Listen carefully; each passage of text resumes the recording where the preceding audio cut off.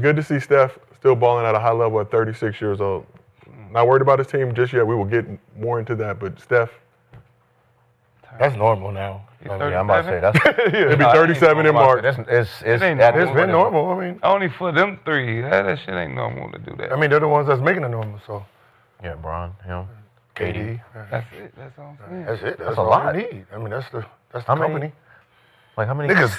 Yeah, like how many players in your era? Like when you came in. Dirk when he won. Dirk when he Dirk won what? When he won the championship. Because he stopped playing pretty much a couple of years Yeah, Dirk was done. after the championship. Dirk retired. I think Dirk retired with 31. Shut the fuck up. Wait, what? Wait, hold on. He was older when he won the championship. Wait, what? No, he wasn't. He was older because he retired.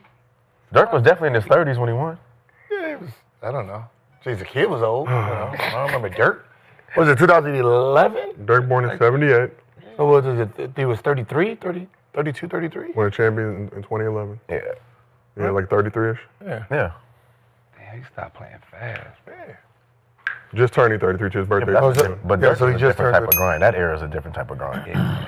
No. Listen, it's sad because no one talks about the Warriors no more. I mean, the biggest Warriors news, this season has been, Steph shoe, and what shoe he wears that game is basically where he's getting his recognition, and that's the sad part because I believe one reason that I don't pay attention to him anymore is because it's not about winning. Because the fact that you're purposely sitting a player that can help you, and you're trying to force a player that clearly isn't that good, kind of tells us, y'all really not in it to try to go out there and win it. Because we all believe Kuminga is a big part of you guys moving forward. And the fact that you purposely want to bench him, you're showing everything you can possibly can to bench him. We seen him in the playoffs last year. We seen when he got minutes, he was great. We was like, damn, he got his money, right? He's playing against a defensive team, playing with you needed all of that. So the fact that you don't want to play him and you're still playing this game with him just kind of tells me you don't want to win. So because you don't want to win and you're sitting there just wasting Curry's time, I just focus on what Curry's doing. I can really give two shits about the team itself. This was a multi-layer segment, Gil, so I'm glad that you brought that up. But everyone's feeling the disappointment of the start of the season for the Warriors, from the fans, ownership, coaches, players. So according to SFGate, a 27-year-old fan by the name of Justin Dutari from Panama found Warriors owner Joe Lacob's email address online, felt compelled to send him the following note after the Warriors lost to the Blazers on the night after Steph dropped that 48-piece. He said, please do something about this team. What does Steph need to do to win every night? Drop 50 points. Jimmy Butler's tools are being underutilized because he's playing as a power forward due to the small position players. We have no true center. I am so frustrated. So this was verified. Lacob responded a few minutes later and said, nigga, don't email me. No, I'm just kidding. He said, you can't be as frustrated as me. I'm working on it. It's complicated, style of play. Coach's desires regarding players. Again, I'll read that. Coach's desires regarding players, league trends. Jimmy is not the problem. So Steve Kerr was asked about Lacob's email on Tuesday, had this response. 13 and 14. Well, we're all frustrated. Joe is frustrated. I'm frustrated. Steph and Dre, everybody's frustrated. And this is, kind of how the league works. And, I hate when people, are going to post private emails.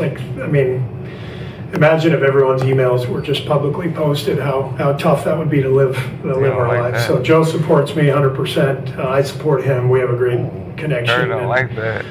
We've had so much continuity here, and our stable environment in our organization is one of our strengths. And that I didn't even know about it, but Raymond told me about it. It's not a big deal. Like I said, it was confirmed by Raymond Riddler, Warriors, long time. Raymond still there? Listen, it ain't never been a problem because it wasn't a problem because they was winning. Yeah. Their relationship has been solid because they was winning. Man. Over the last, 4 years, it's been fighting to get in the playoffs. play-in game after play-in game. It's tough times, man, and it's yeah. You got some decisions have to be made, man. It's obvious. Like you got to do something because you are literally wasting this man's. You gotta take his emotions. Twilight years of his career. You're wasting them. So what is it going to take for him to come in there and be like, move me? I'm just saying, so is that what it's going to take for them to? I'm saying for them to realize that they got to do something. If he right? Not, they would make for them to be like, for him to go in there and be like, listen, man, either some got to give or get me out of here. Yep, and right then they'll realize the dire trait of this situation. So, because it's bad, it's sad to watch, man. the person that needs to do something is Mike Dunleavy. He needs to go in and just fire Steve Kerr. Damn, Mr. B. Yeah, you need to go in and fire Steve Kerr. His schemes, him not wanting to play young players, the things that he's doing with Kuminga is already just it messed everything up. I think he can put anybody in front of people. Jimmy Butler, he's your second option. He's only shooting 11 shots. That's not going to work. You know, at this point with Draymond, you playing Draymond at the 5, you playing Jimmy at the 4, so they all out of position. If I'm Mike Dunleavy, like I said before, you're going to have them balls and go in there and tell them, yo, listen, man, Steve Kerr, your time is up. We cool on all that shit that we were doing. Jimmy Butler, he can be on the trade block, and Draymond Green. And then, you know, you just got to let Steph know this is what we're doing. Regardless if Steph got a problem with it or not, just the fact that it's business. But Mr. B, what if Steph does have a problem with it? Steph already left one shoe company. Shit, they let Clay go in. Wait, hold on. Wait, you said what? If what? You said if Steph has a problem what if with Steph does have a problem with that? I mean, it's I'm saying, how do you find Steve Kerr after giving it? I mean, problem with them getting rid of Clay, the way they treated Clay, they fucking did it. So I mean, he doesn't have a no trade clause. Shit. What did they give up to be in this position? Warriors Nation, we need to talk about one of the biggest turning points this franchise could face between now and the February trade deadline. We all know this season hasn't been what we expected. A 13-15 start, struggles in the paint, questions around rebounding, and too many games slipping away late despite Steph Curry playing like an absolute MVP-level force. And now, the buzz is real. The Warriors are seriously evaluating trades for size and athleticism, and they've targeted 3 potential big men who could transform this team's identity and revive a season that desperately needs a spark. According to multiple NBA insiders, including Chris Haynes, Golden State has identified Daniel Gafford, Nic Claxton, and Robert Williams III as trade targets ahead of the February 5th deadline. This is not some vague rumor. The Warriors front office, aware that every elite contender needs a physical presence inside, is actively exploring the market for an athletic, rim-protecting, paint-threat big man, something this roster has lacked all year. Their current paint numbers are brutal, near the bottom of the league in rebounds and block shots, and dead last in points in the paint. It's a glaring weakness that opponents know they can exploit, and it has cost Golden State games they should have won. So let's break down the 3 names linked to this pursuit. 3 very different players who could each help solve this interior puzzle in their own way. First up, Daniel Gafford from the Dallas Mavericks. Gafford is a classic rim runner, a tall, strong presence who finishes around the basket, crashes the offensive glass, and blocks shots with authority. He's not a high-volume scorer, but what he does is make life easier for his teammates. He thrives in pick-and-roll coverage, blitzes the rim, and gives you grit and physicality right where Golden State currently has almost none. And here's the kicker. Dallas is reportedly open to moving him, meaning he's one of the more realistic targets available.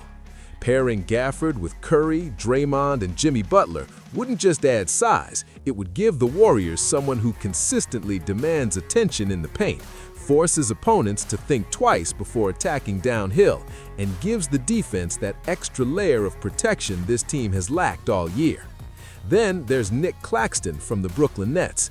Claxton is the most versatile of the 3. He's not just a shot blocker, he's a defender who can switch on to guards, step out and contest perimeter shots, and help close out both in transition and half-court sets. He's averaged solid numbers all season and has shown he can be the anchor of a defense. But there's a catch. His cap hit is significant, and acquiring him would likely cost more in return salary or assets. Still, if the Warriors feel they can make it work, Claxton could bring a complete defensive presence that, with Golden State's ethos on versatility, might be the perfect fit. And then we have Robert Williams III from the Portland Trail Blazers. Of all three, Williams is the wild card with the highest upside. He's an elite rebounder and shot blocker when healthy, and on a per-minute basis, he's one of the most disruptive interior defenders in the league. The downside? His availability has been inconsistent due to injuries. But if you're a team like the Warriors trying to make a championship push, sometimes you need to take calculated risks for high rewards. Bringing in Williams could drastically change the dynamics of the paint on both ends of the floor.